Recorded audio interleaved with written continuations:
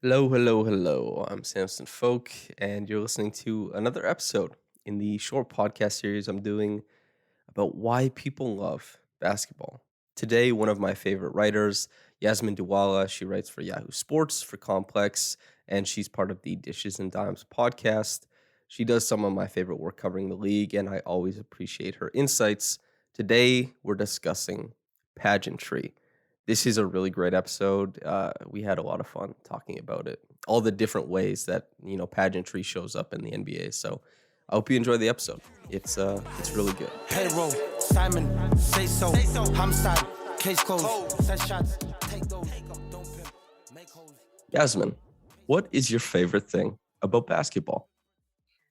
My favorite thing about basketball, particularly NBA basketball, is just like the pageantry around the whole sport. I think that's what drew me to it initially, before I understood the importance of winning and everything. I feel like just the showmanship of the sport is kind of what drew me to it. Okay, and so you wrote a piece a couple years ago for the Neon Playbook, which I am quite frankly devastated that is no longer ongoing. But that's I need to besides the resurrect fact. it. Yeah, but in there, and it was about how you could watch the NBA if you haven't before. And in there, this quote: "There are men playing out of unbridled passion, some out of pure vanity or a quest for worldly possessions, some to honor deceased loved ones, and others to end cyclical poverty. On a nightly basis, you get to witness the manifestation and transformation of these purposes." End quote. Where does pageantry fit in there? And is the pageantry of the NBA organic? Yeah, I think it's for the majority organic, because obviously you have figures in the NBA that were kind of groomed for their position since birth. Like, I feel like we're in an age where so many players are the sons of NBA players themselves. So obviously you have that population coming out, but I think that what makes that organic is, I think, perhaps the accessibility of basketball in the West, that so many populations, particularly African Americans, and now we're seeing international players as well, see it as a genuine avenue to become who they want to be. Like, they see it as a way to become, they see it as an actual viable career option. And I think that is what gives it the authenticity. And so pageantry, as you understand it, just for the audience, because I think a lot of people, pageantry is maybe, campy for some people, or maybe they Right. understand it just as like a beauty pageant. So what is it to you? To me, it is the entertainment aspect of the sport. And I think that's what makes the NBA so unique in regards to other professional sports. I think that the performance, even the style of play hinges so much on the visuals that is incomparable to so many other leagues, where the outcome tends to be more important. Whereas for the NBA, I feel like what we enjoy to see reigns supreme, which is why you can have teams that may not be winning organizations still stand as like must watch television. You know what I mean? Like, we always say that this is a league pass team, and it doesn't really hinge on their record or anything, because they're so enjoyable to watch. And I feel like that's quite rare in professional sports. I feel like the entertainment aspect of basketball it's so strong. And to me, like, that the pageantry is just that, the, I guess, artistic element of the sport. Like, yeah, I like watching this player because they genuinely, they are stylistically just very appealing to watch. And we even see it with the it's become kind of memeified, but when we talk about real hoopers, I feel like when I think of a real hooper, when people say that, I think to them it means someone who kind of plays in like a very technically sound and elegant way. And I feel like that I don't hear that description in other sports. Like, I don't really, maybe perhaps soccer, where that, the beautiful game and everything. I think they honestly truly mean like the style of play as well. But that's, to me, that's what the pageantry is in the NBA. Okay, so is the Venn diagram of your rooting interests basically like the elegance of dominant players meets the showmanship as well, and right sitting in the middle of that is Joel Embiid or something like that? um, you said the showmanship, and what was the other circle of the Venn diagram? The elegance of the game. Yeah. I feel like there are few players in the league who like marry the two really well, but they tend to be like the most successful. I feel like LeBron is another one too. And I feel like the figures who were perhaps more stripped down in their style of play, who didn't really engage in the pageantry too much on and off the court. Like you think of people like Tim Duncan and stuff. I feel like it kind of harms their legacy in a way when they don't engage in that aspect of the sport. Mm-hmm. Well, yeah, that is interesting. Is the intersection of fans who kind of prefer basketball, no frills, like it's a 62-year-old white guy from Indiana named Dave who coached his whole life, and he's like, why the hell is Joel Embiid doing an airplane on the court? Kawhi Leonard keeps everything straight. I hope he wins, that kind of stuff. But there's also, there's a reason that not football, not hockey, but the identifiable players, and this, maybe this question will be a little bit too far field for a basketball podcast, but is pageantry tied to the human existence because the NBA is by far the most human of the sports and what it allows you access to from the players and as far as their visibility? That's a good question. Yeah, I feel like the personality of the player is far more what would I don't want to say visible, but like the way we interact with the personality of players tends to impact the way we view them on the court in ways that I don't see in other sports as well. So when a player is I feel like John Morant is probably a great example of that, where his play on the court kind of leaks out into every aspect of like his being that we can view, like his quotables after games and everything. Like there's so much appeal to him in that aspect. But I feel like in terms of basketball, the way the sport is kind of intertwined with other cultures, like you think of the way that basketball is intertwined with, say, hip hop, I feel like that just kind of adds to the human aspect as well, because it kind of leaks out into the arts, it leaks out into the, even the off-court drama.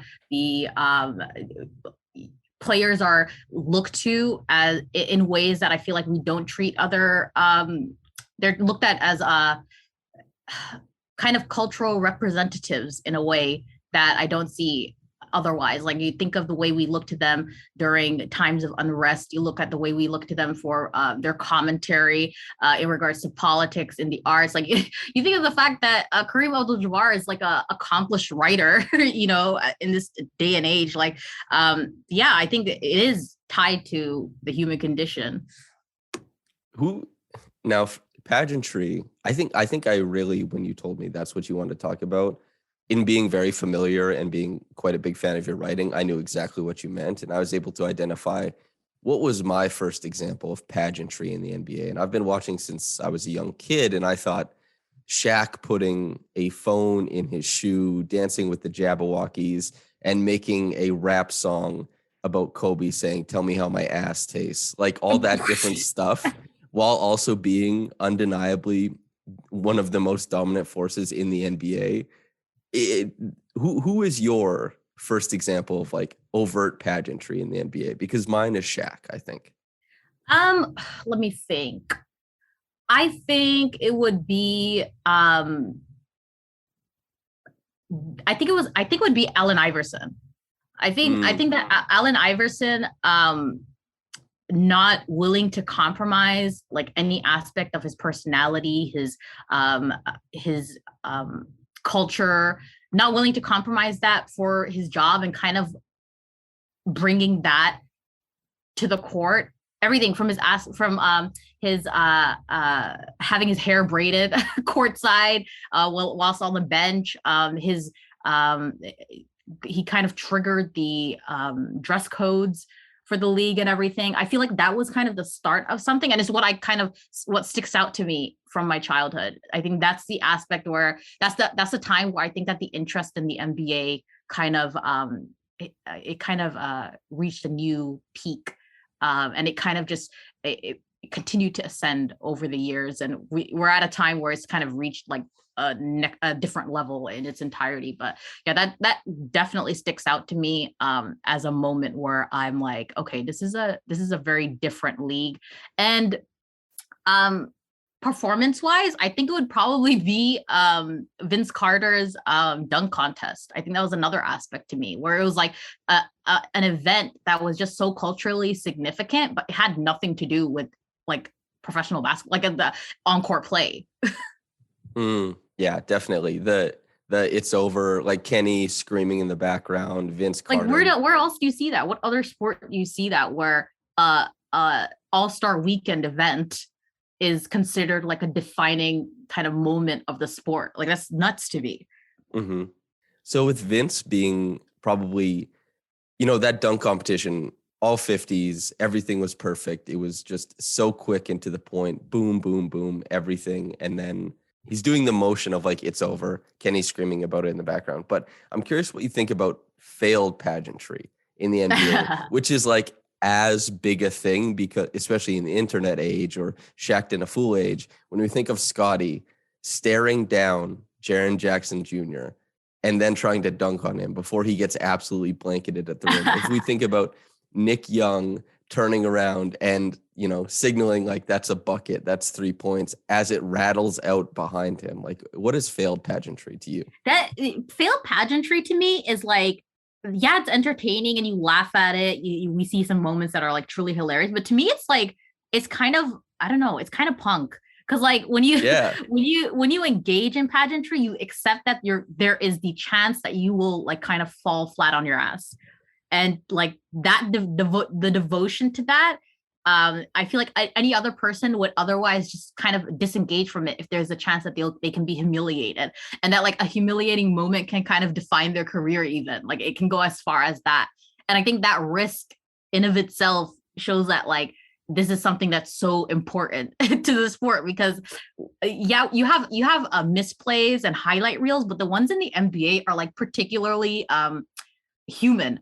Like I feel like other sports, there are cases of like the yips or something where someone has a blunder or someone has a mental slip or something, like they'll fumble or I don't know. It tends to be like very technical, the mistake that you'll see on those misplays. But with basketball, like it's particularly it looks particularly bad and hilarious. And I think that the fact that the lows are so low is why the highs are so high, because there are so many imperfect moments. There are also those ones where they kind of like they have the potential to define the sport. They have the potential, like you think of the perfect moments in basketball, to me, like they are almost like storybook. Like you think of for example the Kawhi shot, to make it Raptors relevant. If he was kneeling and the whole when he passed, when he threw up the shot and it started bouncing on the rim and he knelt, got squatted down and the whole bench was leaning in with him, if it didn't go in, that would have been like a Shaq in a Fool moment. When you think about it. But it just now it's like an iconic photo. It's an iconic sports moment. But if it had missed, it would have been particularly silly, especially with the Fred VanVleet leaning and the whole bench leaning in and everything. And yeah, it could have gone kind of ugly. But because they were so committed to the bit, I guess is the way to put it. It turned out so well. Like to me, it's like they're engaging in performance. Yeah, that is so interesting. And it also makes me think of, does pageantry come about in, an accidental type of way? Because Kyle Lowry, for example, if you look back on his career, all of the accomplishments, all the great things he's ever done, I think you would be remiss to not visit when he tried to crawl through George Hill's legs. And that is not a moment where he's thinking about entertainment. That is not a moment where he's thinking about being cool. He's just trying to grind his way to something meaningful on the court. And yet it becomes kind of a touchstone moment of how insane basketball can be at times and those who try to compete against it. Is that pageantry? Um, hmm. Yeah, I would say it is, because I feel like Kyle is devoted to a personality he portrays on the court in a way that Chris Paul is too. That is probably not how they are in real life, off the court. I feel like they portray this personality in a way that actually participates in their actual play, that shows up on the stat sheet. So to me, that's an instance of pageantry that they don't have to engage in it, but the reason they do is because it yields results oftentimes. But there are moments where it just looks absolutely stupid. But you think of all the times where Kyle engages in these little things that you kind of question, is that even like legal in the sport? Are you allowed to do that? Oftentimes, like there are going to be moments where it's what is going on in his mind, and then there are going to be moments where it's like, this is absolute genius. Mm-hmm. Well, there's the aspect of basketball that is putting on a show for the fans, and then there's the other, I guess, discipline, which is putting on a show for the refs, flopping, exaggerating, grifting. What do you think about that? Yeah. I wouldn't say that is.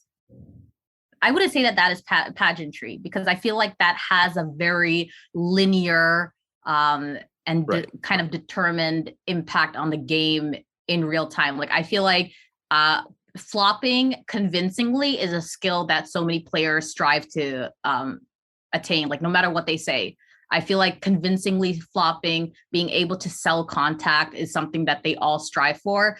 And it has a very cause and effect impact on the game. So I wouldn't call flopping pageantry, but maybe the style of flopping could be considered something more like something that's specific to an individual. For example, James Harden doesn't flop in the way that Marcus Smart would, for example. Joel Embiid, I feel like, doesn't flop in the way who's an example of a big man who flops very exaggeratingly? Is it Vlade Divac, maybe, like back in the day? Yeah, so someone who flails, really sells contact with no regard for how it looks on camera. Yeah, whereas I feel like someone like James Harden is very minuscule and subtle in the way that they sell their contact. They're not looking to look a certain way or something. But then there are really guys who truly sell it, and it's like it's almost cinema. The way have you seen that iconic Marcus Smart flop where he kind of flops like a fish on the ground? Yeah, of course. I feel like it's the one that people refer to when they think of Marcus Smart. Like that is like someone who's trying to make a statement. I feel like. Yeah. Whereas you have others who are just kind of trying to gain an advantage in the game in a way that's not trying to make a statement. They're literally just trying to put points on the board. But yeah. I've likened James Harden to a lawyer before, searching for loopholes in the rule book and then creating precedent by doing something, that type of thing. But as far as his flopping, I think you're right. That's a person who flops for work. And Marcus Smart is a person who flops because it's his passion. Like that is what he likes to do. Yeah, that's a perfect way to put it. Like there's one who's just flopping to win his case. And then there's another one who's flopping to, I feel like, make the opponent uncomfortable. Yeah, that is the affectation of Marcus Smart's game, of his personality, is the flop. I'm curious also if you can jump the shark of pageantry, if you know what I mean. Because in 2015, the All-Star Weekend, which, we obviously both love, it included an, quote, all-star style event where there was, quite literally a fashion show. Pageantry for its own Yeah, sake. What do you think of that? yeah, I feel like that is I feel like it's the same. I feel the same way about pages that are like dedicated to archiving NBA outfits. I don't know, something about it seems kind of contrived, and it takes away from the what we spoke about, like the organic aspect of it. I don't know, like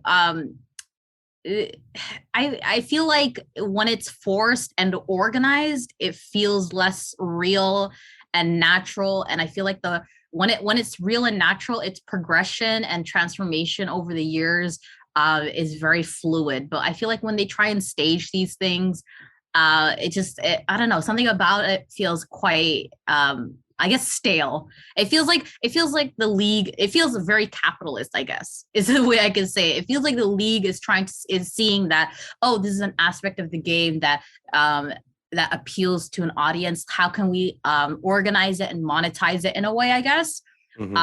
Which just feels weird to me. I like seeing it when it's I like seeing it when players are testing the waters, trying to create an identity for themselves, trying to, mold their own legacy in a way. But when it's, you know, I don't know, something when you're creating an environment where it's going to be like where it can foster one-upmanship, I don't know if I support that. I think, well, no, I do think you're hitting on something, is that when they play on the court, it is so hard to compete at NBA basketball while being anything other than yourself, because it's such a hard thing to do. It requires such a physical Absolutely. Yeah. toll that it dictates that you can only ever be the true manifestation of your personality. And the pageantry that comes out there, yes, that could never be, in some cases, sure, like a little premeditated, whatever, but it's that person. But the all-star style thing is corporate. You know what I mean? It doesn't really fit in. That's We often don't talk about it, but even the way I feel like something that has a huge impact in even how we watch the game and why NBA basketball feels so different than other professional major sports is that even the way the pace of the game, I feel like people don't talk about that often. It's why I feel like basketball appeals to me more than say soccer or other sports. I feel like some people are just drawn to the certain pace of the game. And the way basketball is played, 48 minutes on the court, you get, I feel like you get longer stretches between stops as well, in comparison to, say, football. And even the moments of non-activity in baseball, I feel like in basketball, something's happening all the time. And I feel like that's why we hate coaches' challenges so much, or why people complain so much about the duration of coaches' challenges, because it disrupts the pace of the play. And then you add the framing, like literally the videography of live basketball, where in soccer there is I feel like there's a distance from the field that makes it almost hard to identify the small nuances in players, like everything from like the way they would draw fouls, the way they would even run, or just like the little details we analyze in basketball, I feel like are so almost it's quite visible in the distance of the camera from the court. I feel like there's just like, you could see everybody's face, you could see everyone's hair, like their hairstyle, like it's very unique. Mm-hmm. So I have two questions left. And the first one is, well, I'm going to preface it by saying fake fights in the NBA, fake fights in WWE, all portrayed as quite masculine. Pageantry, and this isn't my comment on it, but pageantry is understood as a feminine thing, or at least leaning significantly that way. And yet, when these players are trying to be the most masculine they can possibly be, they are engaging in pageantry. Yeah, because everyone knows 99.99% of the time, absolutely nothing is going to come out of it.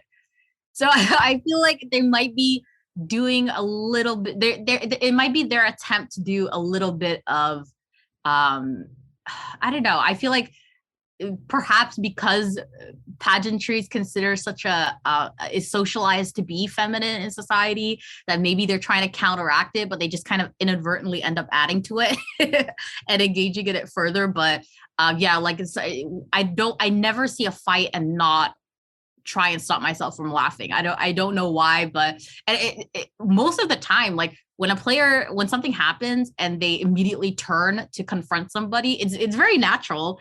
But I feel like after the first 0.5 of a second, it becomes another performance in of itself. So when people say, we got to allow fights, let players, throw hands and everything, it's not going to happen. Like, it's not going to be as, satisfying as, say, a hockey fight, which is like basically a part of the game. But it's not going to happen. It's not going to happen in NBA basketball. And if it ever does happen, it would be likened to like WWE. It would, the pageantry of the sport would just leak out into the fights too. Mm-hmm. Well, is it a coincidence that Jimmy Butler, who, will latch onto any fashion shoot you throw his way. He created a coffee company as a bit, and he's been memed so many times because he always knows where the camera is and he's always performing. He's also he knows the what guy to say too. He knows what to say. I wake up 4 a.m. Like, yeah, exactly. And he's the guy who's getting in the most quote unquote fake fights. Like, I don't think that's a coincidence. I think it's because it's all pageantry. Okay. Look at Joel Embiid. Look at how many times he gets in scuffles. I feel like there is a correlation there. There's some connection in there. Like, not all of the players who engage in the pageantry or really like lean into it are fighters or are players who like to portray themselves as hot-blooded or something. But the ones that happen to be some of the most pageant. What is the word? I don't want to say glamorous. I keep coming back to glamorous. It's not grandiose. Grandiose. Spectacular. Yeah, that's the word. That's the word. Those ones they tend to be. It's no coincidence that they tend to be the ones who. I don't know. It's something about it. Is like they're very engaged in shaping their image on and off the court in ways that like I feel like in hindsight, when these guys retire, it's really going to benefit the lore of their legacy. You know what I mean? Like they're going to have so many moments to turn to these. I feel like perhaps it's the age of technology we live in, the fact that everything is so is recorded in such high quality and everything is archived.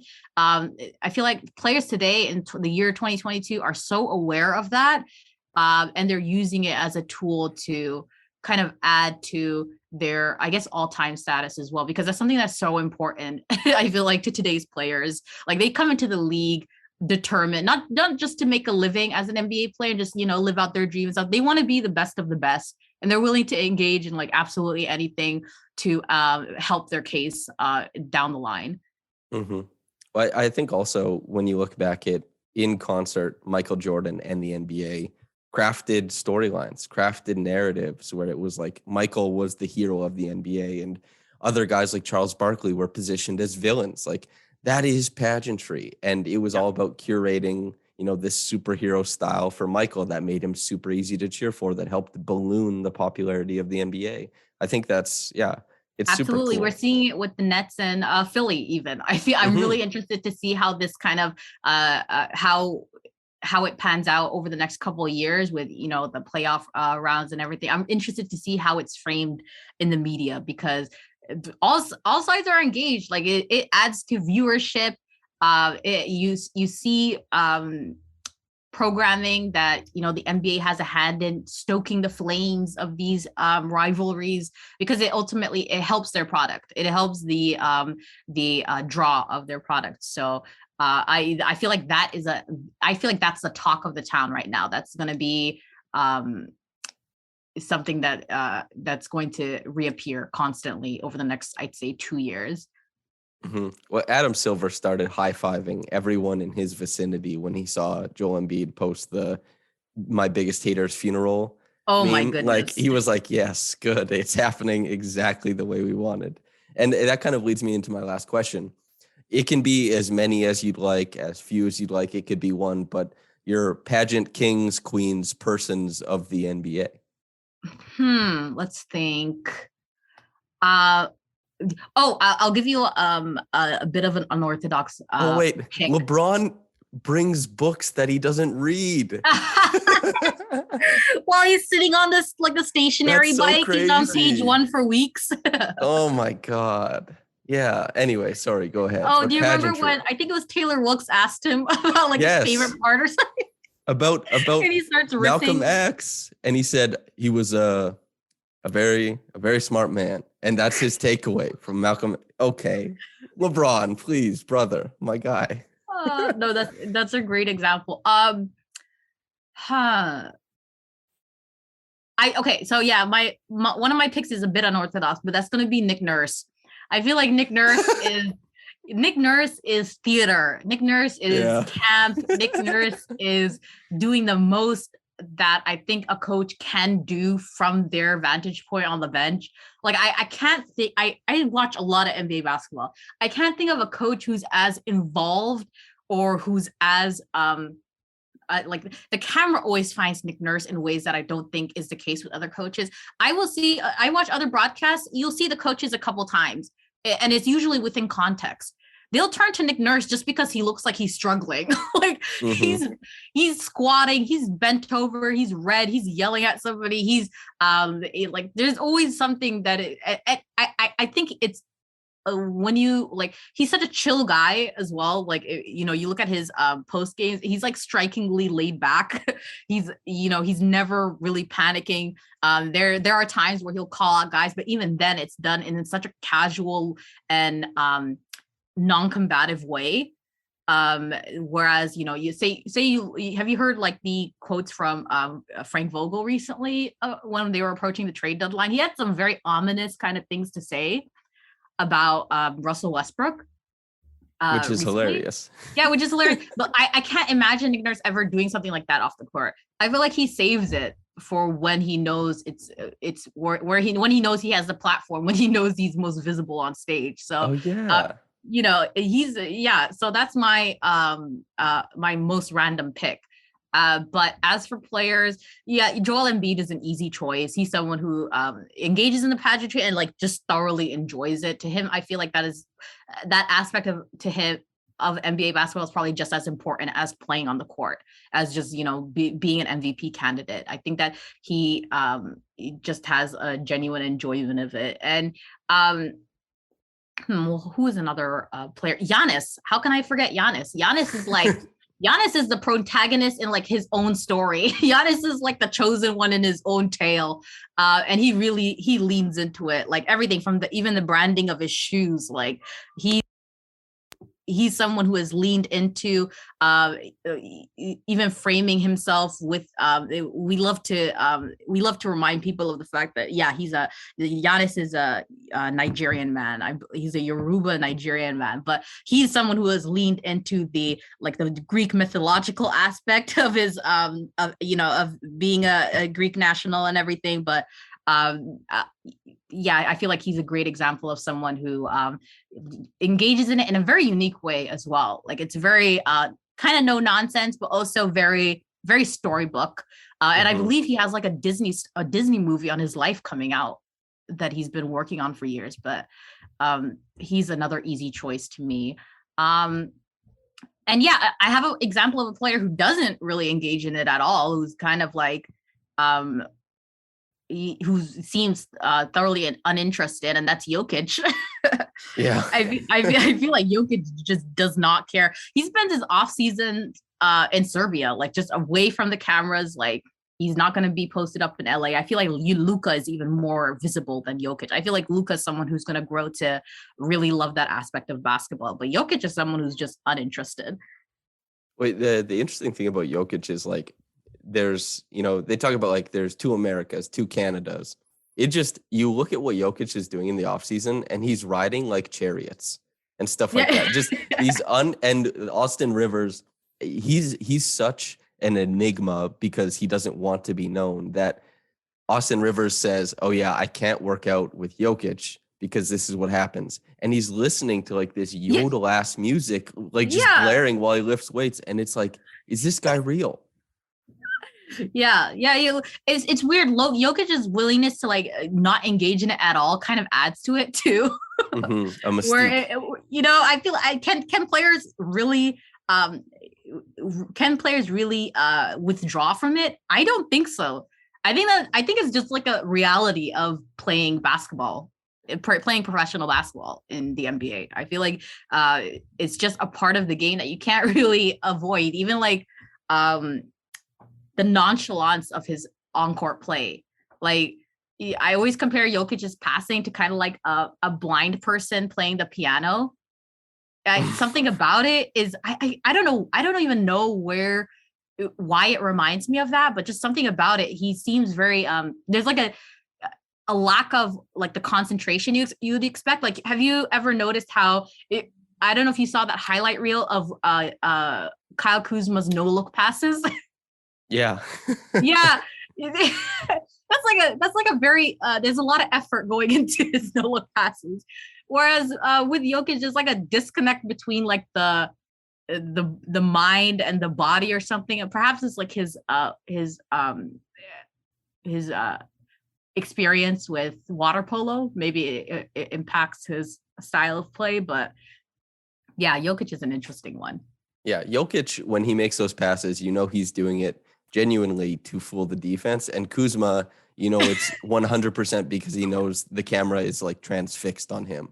So he looks at the pass he wants to make and then he no looks it. And it's like, well, does that count? And he's like, it depends where you cut off the video, bro. You know what I mean? Yeah, and a lot like, of the no look passes, he was looking directly at the person, but just like in a very like he was whipping his head around and looking directly at them. give him like the Debbie Ryan meme where it's like really flirtatious and she's looking up at the I was gonna say Nick Nurse is like what is it? The Scream, Munch, the painting, which is it's like anxiety, like the human condition. That plus he also like quote unquote spills the tea in the book he wrote. Like literally in that book, you can find there's drama. The way he tells his story is like OG was supposed to be bringing the ball up the floor, but Fred wouldn't pass it to him, right? And then OG silently passes by Nick Nurse in a hallway and says he's doing it again and just doesn't break pace, just keeps walking past him. And he put that in his book while they're both on his team still. Oh my God. He put that in the book. What a drama queen. Yeah. And also Giannis, right before he won the finals, there's that video of him. You want to talk about one of the main plots of storytelling, the hero's journey. He's literally saying, I've been through it all, and listing all of the things he's failed at only to win a championship after scoring 50 points like a week later. It's insane. Giannis is like, I don't know if you read like those Percy Jackson books. Like the Greek mythology by I think it was Rick Riordan. Giannis is like, he's probably like to him he's like the son of Poseidon or something. Like he's what is the name for that archetype, like that storytelling archetype? Is it the chosen one or something? Yeah, the chosen one. Yeah, it's the hero's journey, but it's the hero. It's specifically like the chosen one. Man, yeah, that feels like a good place to end it, unless you have any parting shots on pageantry in the NBA. No, I think that's everything. I haven't even fleshed out these like thoughts before. It's always something that I've just kind of accepted about the league. But lately I'm like, okay, this is kind of unique to the NBA. How do I even like word it? How do I break it down? Like this is very, we haven't even gotten, I feel like we fleshed it out, but we haven't gotten into like the meat of it even. But it's something that I'm probably going to like maybe articulate more in writing after I organize some thoughts about it. But it's an interesting aspect, and I think that people should think about it more when they watch it. Not only it just enriches the process and it makes it more fun to watch teams besides your own.